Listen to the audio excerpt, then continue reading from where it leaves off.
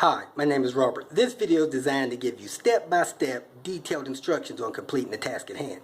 Please read the comments in the About section of this video. It has valuable information and updates. My YouTube channel has a disclaimer video that I encourage you to watch. And please like, share, and subscribe. I hope you found what you're looking for. Thank you very much for watching.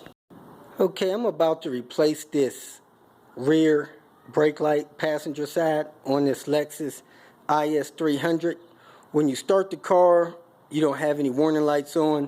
When you hit the brake light out comes on, or actually it's just a lamp out light comes on, and it doesn't go back off until you restart the car.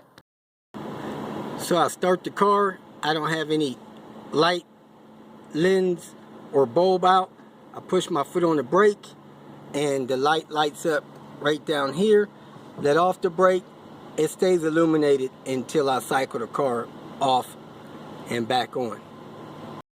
Replace the tail lights or brake lights in this Lexus. You need a small tip screwdriver, 10mm sockets, or a big Phillips. The only bulbs I could find at the auto parts store was these Silver Stars 7443s. They're supposed to be 40% brighter and this other stuff, so I guess I'm going to be stuck changing both so that they'll match, and then I'll use the good one on the driver's side as a spare. First thing you want to do is open the trunk. Next thing you want to do is get a screwdriver or something and pop out these tabs here. It looks like a small flat tip screwdriver will pop those out. Next thing you want to do is get a large Phillips, like a number 3 or looks like a 10mm, and take those 2 bolts out. After you get those 2 bolts out, the light assembly should work out and away from the vehicle. Let me grab 2 hands. I'm going to put one hand here and one hand on the side and pull that light toward me. As you can see, there's 2 pull pins, one here and one here, that come out of these retainers to keep the light in. And this brake light was in this top plug here. So I'm going to turn this a quarter of a turn and pull it out and replace that bulb there. Looks like a dual element bulb. Let me make sure I got the right one from the dealer.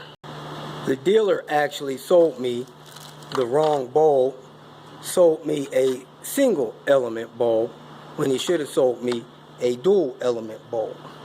So let me pull this bulb, run up to the store and see if I could purchase this bulb, and then come back and put it in.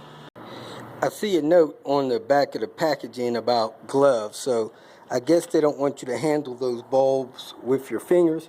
So I put on a rubber glove, make sure it's clean, open up the package, handle the bulbs with the gloves on.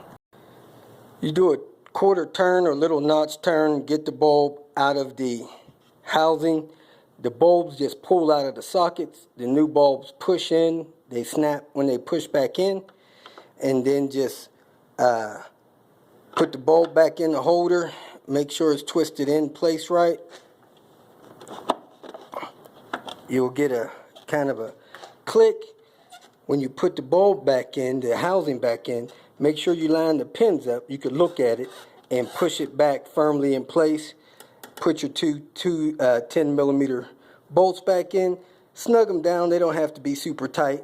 Then put your dust caps back in. You could test them before you put everything back together.